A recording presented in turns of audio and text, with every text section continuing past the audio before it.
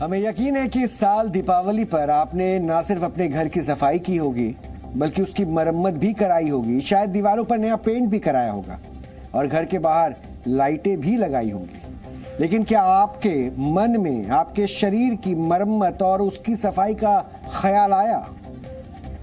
आज हम आपको बताएंगे कि इस दीपावली आप अपने तन और मन के हर कोने की सफाई कैसे कर सकते हैं। आप सोचेंगे कि तन और मन के कोने में आखिर ऐसा क्या है?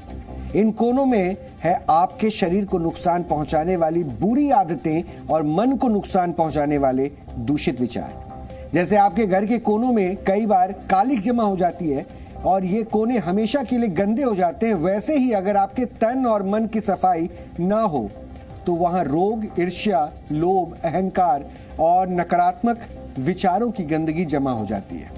क्या आपको लगा कि बुरी आदतों की सीलन ने आपके शरीर की दीवार को कमजोर कर दिया है और अब इसे व्यायाम या फिर हेल्दी डाइट के पेंट से रंगने का समय आ गया है? क्या आपको एहसास हुआ कि आपके दिवाली पर घर में नई लाइटें तो लगा दी, घर को तो अंदर और बाहर से रोशन कर दिया, लेकिन क्या आपके चेहरे पर भी उतनी ही रौनक है? आप अपने शरीर में रहते हैं और आपका शरीर आपके घर में रहता है, यानी आपका पहला घर आपका शरीर है। और जब तक ये घर साफ सुथरा और मजबूत नहीं होगा तब तक आप भौतिक रूप से कितने ही आलीशान घर में रह ले, आपको ना आपके प्रयासों का शुभ फल मिलेगा और ना ही मेहनत का लाभ मिलेगा, क्योंकि कमजोर और जर्जर होता शरीर समृद्धि की नींव नहीं बन सकता।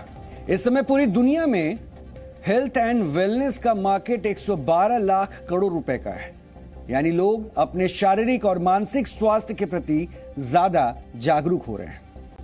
इस दौर में लोग स्वास्थ्य और स्वस्थ रहने की कस्में भी खाते हैं, यानी स्वास्थ्य को अच्छा रखने की कस्में खाते हैं, व्यायाम को अपने जीवन का हिस्सा बनाने लगे हैं और बहुत सारे लोग खुद से वायदा करने लगे हैं कि वो सिर्फ स्वास्थ्य वर्धक भोजन ही करेंगे।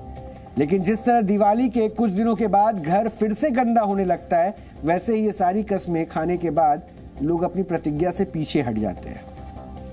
वर्ष 2019 में हुए एक सर्वे से पता चला है कि हर साल नए साल के दिन दुनिया में जितने भी लोग ये कसम खाते हैं कि वो अब अच्छी आदतें अपनाएंगे, उनमें से 23% लोग एक हफ्ते तक भी अपना वायदा नहीं निभा पाते।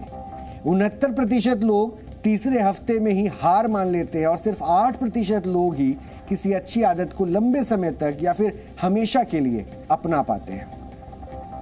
इसलिए सबसे पहले तो ये समझिए कि अपने शरीर को स्वस्थ रखने की शपथ चाइनीज लाइट्स की तरह नहीं होनी चाहिए, जो कई बार सिर्फ धनतेरस से दीपावली तक ही काम करती हैं और फिर खराब हो जाती है, बल्कि आपकी ये शपथ स्थायी होनी चाहिए। अब सवाल यह है कि अपने शरीर की सफाई के लिए क्या कर सकते हैं। इसके लिए आप रोज 20 से 25 मिनट व्यायाम की आदत डालिए, शुद्ध भोजन कीजिए, सिगरेट और शराब से दूर रहिए, खूब पानी पीजिए, हरी सब्जियां और फल खाइए, अपने मुंह और दांतों की सफाई पर ध्यान दीजिए और सबसे जरूरी बात 7 से 8 घंटे की नींद जरूर लीजिए। शरीर की बात तो हो गई, अब आपके मन की बात करते हैं, क्योंकि आपका मन ही आपके शरीर को ऑपरेट करता है, यानी कि उसका संचालन करता है। मन के हर कोने में इच्छाओं, लोभ, अहंकार, रूढ़िवाद, बुरी आदतों और महत्वाकांक्षाओं का एक मकड़जाल होता है और इसकी सफाई भी बहुत जरूरी है। अमेरिका की मशहूर टेनिस खिलाड़ी मार्टिना नवरातिलोवा ने एक बार किसी से पूछा था कि आप 43 मतलब उनसे एक सवाल पूछा गया कि आप 43 साल की उम्र में भी इतना शानदार खेल कैसे लेती है। इस पर नवरातिलोवा ने जवाब दिया कि टेनिस की गेंद को नहीं पता कि उनकी उम्र कितनी हो चुकी है। वो अक्सर कहा करती थी कि जीवन का हर खेल असल में उस 6 इंच के मैदान पर खेला जाता है जो आपके दुकानों के बीच है, यानी कि आपका मस्तिष्क। आप बड़े बड़े घरों में या बंगलों में नहीं रहते, बल्कि आप अपने मन के इस 6 इंच के मकान में रहते हैं, लेकिन ये घर ही उतना ही साफ होना चाहिए।